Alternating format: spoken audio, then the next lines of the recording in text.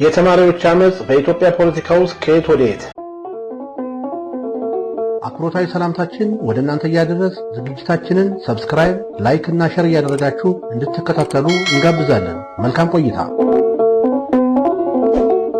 ከሁለተኛው የዓለም ጦርነት መጠናቀቅ በኋላ የሀገራችን ኋላ ቀርነት ያስቆጫቸው በጣሊያን መወረራችን ተከትሎ የዘመኑ መሪ የነበሩት ንጉሥ ኃይለ ሥላሴ ከስደት ከተመለሱ በኋላ ሀገራቸውን ለማዘመን የተጠቀሙበት አንዱ መሳሪያ የከፍተኛ ትምህርት ተቋማትን ማስፋፋት ነበረ። ይህን ህልማቸውን ለማሳካት ቅንጡ የሆነ መኖሪያ ቤታቸውን ለተማሪዎች ለቀው በመውጣት የዲፕሎማና የዲግሪ ተማሪዎችና ከካናዳ በመጡ መምህራን የከፍተኛ ትምህርት በአሁኑ አዲስ አበባ ዩኒቨርሲቲ አሃዱ ብለው አስጀመሩ። አስከትለው በተለያዩ አገሪቱ ክፍሎችም በተለያዩ ሙያዎች የሚያሰለጥኑ ኮሌጆች እንዲከፈቱ አደረጉ። ከነዚህ ውስጥም በሐረር ዓለማያ ግብርና ኮሌጅ በ1954፣ በባህር ዳር ፖሊቴክኒክ በ1963 እና በባህር ዳር መምህራን ኮሌጅ 1972፣ በጎንደር ጤና ሳይንስ ኮሌጅ በ1954 እንዲሁም በጅማ ጤና ሳይንስ ኮሌጅ 1954 ተጠቃሾች ናቸው። የከፍተኛ ትምህርት በኢትዮጵያ ተጀምሮ 10 ዓመት እንኳን ሳይሞላው የተማሪዎች አመጽ ከፍተኛ ትምህርት ሀ ብለው በጀመሩበት በአዲስ አበባ ዩኒቨርሲቲ ተጀመረ። በ1960ዎቹ በነዋለልኝ መኮንን፣ ጥላሁን ግዛውና ማርታ መብራቱ የተጀመረው ይህ ተቃውሞ በመላው ሀገሪቱ ተቀጣጥሎ የወታደሩና የጭቁኑን ህዝብ ትኩረት ስቦ ከፍተኛ የህዝብ ድጋፍ አስገኝቶ ነበር። በየሳምንቱ መሳፍንቱና መኳንንቱን ጭምር በሚታደሙበት የሥነ ጽሑፍ ዝግጅት የተጀመረው የአፄዎቹ ተማሪዎች ተቃውሞ ቀስ በቀስ መኳንንቱና ሹማምንቱን ያስከፋቸው ጀመር። በሚነበቡት ግጥሞች ያልተደሰቱት ንጉሱና የንጉሱ ባለሟሎች ተማሪዎችን ከዚህ ድርጊታቸው እንዲታቀቡ በተደጋጋሚ ቢነግሯቸውም ድርጊቱ ግን ከቀን ወደ ቀን እየባሰ ስለሄደ ለማስጠንቀቂያ ያክል የተወሰኑ እንዲታሰሩ ተደርገዋል። ይህ በስነ ጽሑፍ የተደረገው ዘመቻ እየተባባሰ ሲሄድ በ1963 ዩኒቨርሲቲው ሙሉ በሙሉ ተዘግቶ ማረጋጋት ስራ ለመስራት ተሞክሯል። ነገር ግን መልኩን ቀይሮ በቀጥተኛ መፈክር መሬት ላራሹ እያሉ በአደባባይ መፈክር ጀመሩ። የተማሪዎች ህብረት አቋቁመው የዩኒቨርሲቲው ጋዜጣ በመጠቀም ሙሉ በሙሉ ፖለቲካዊ ትግል ማካሄድ ጀመሩ። የኃይለ ሥላሴን መንግስት የሚደግፈውን የአሜሪካንን መንግስት ተጽዕኖ መጥፎነት ለማሳየት ብለው ሴቶች አጫጭር ቀሚሶችን ለብሰው በአደባባይ መታየት ጀመሩ።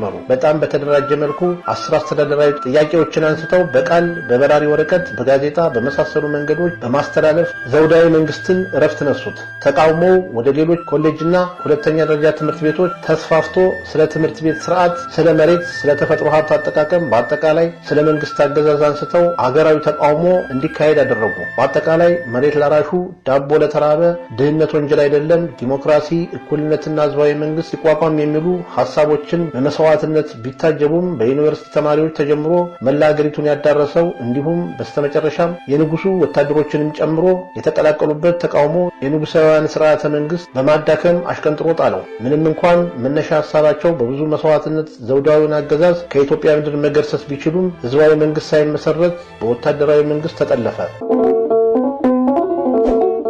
መሬት ላራሹ የምትለዋን ጥያቄ ብቻ ለመመለስ ጥረት ያደረገ፣ በአንጻሩ ምሁራንን፣ ተማሪዎችንና የተማሪዎችን ጥያቄ ገሸሽ ያደረገ ፍጹም አምባገነናዊ ወታደራዊ መንግስት ደርግ ስልጣን ተቆጣጠረ። እንደተቆጣጠረም አፈሙሉን ወደ ምሁራን፣ ተማሪዎችና ሻላላ አስተሳሰብ ወዳላቸው በማዞር ዘግናኝ ጭፍጨፋን ፈጸመ።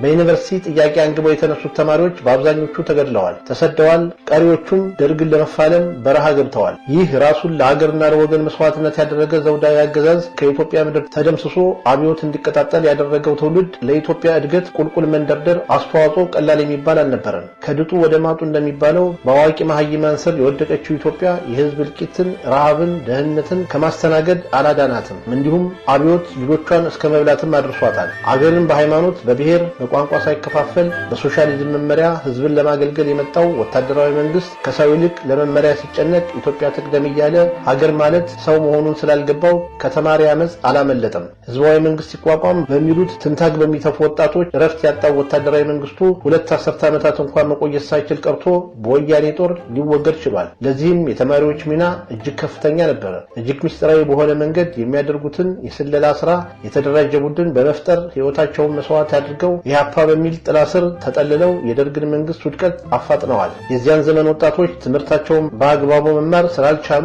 ለስደት ተዳርገዋል፣ ሸፍተው ተዋግተዋል። የሚያሳዝነው ግን ልክ እንዳሁኑ ዘመን ተማሪዎች ሰው መግደል እንደ ቀላል ነገር የሚታይበት ጊዜ መሆኑ ነው። የተማሪዎቹ ፓርቲ ኢህአፓ ቢሆንም እንቅፋት ናቸው ያላቸውን አመራሮች ለመግደል አያመነታም ነበር። ምላሹ እጥፍ ሆኖ ቢጠብቀው የደርግ መንግስት አምባገነናዊ አገዛዝ የመረረው በእነሱ አገላለጽ ምሬት የወለደው የወያኔ ጦር በአሁኑ አጠራር ኢህአዴግ መሳሪያ ጨብጦ እንደገባ በ1983 በኤርትራ ሪፈረንደም ምክንያት የ6 ኪሎ ተማሪዎች ተቃውሞ አስነስተው የተወሰኑ ተማሪዎች ሞተዋል። ከ1985 በኋላ በነበረው የተሻለ የሚመስል መመሪያ በማምጣት ለተወሰኑ ዓመታት ከተማሪዎች አመጽ ሙሉ ለሙሉ ባይባልም በተወሰነ መልኩ ማረፍ ችሎ ነበር።